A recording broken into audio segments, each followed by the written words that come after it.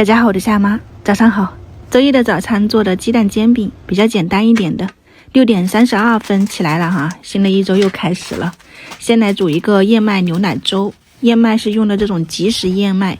放到那个锅里面，倒入清水，把水烧开的同时，这个燕麦也就熟了。然后趁这个时间来调面糊，面粉我就用喝汤的这种汤勺挖了2勺，先倒入大概3到4勺的清水，给它搅拌均匀，慢慢的搅，没有面疙瘩哈。你看如果太粘稠，你就再加一点水，反正最后的质地就和牛奶差不多。先让它醒一会儿，大概也就3-5分钟。这边的燕麦已经煮好了，黏黏糊糊的，你看，把火关掉，直接倒入纯牛奶，给它们搅拌均匀，简单快速的同时口感又滑又糯。然后这边我是热了一点油，先给它们煎一点午餐肉或者是什么火腿肠啊、烤肠啊，你想吃的任何配菜夹的那个鸡蛋饼里面的，煎香了以后捞出来，刚好这个面糊就也差不多稍微醒了一会儿，你给它搅拌一下，看一下这个状态，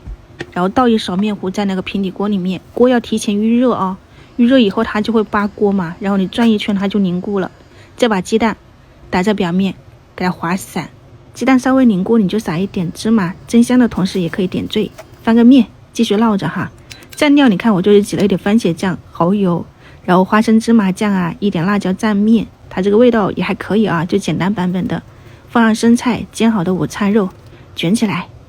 鸡蛋煎饼就搞定了。锅烧热了，面糊倒进去，它转2圈自动就凝固了。你撒上鸡蛋，你看基本上也就可以翻面了，做起来也是挺简单快速的。我昨天是没有做早餐这种备餐的工序的，就早上起来想到这个就做了。也你看有肉有蛋有面还有蔬菜，挺营养丰富的。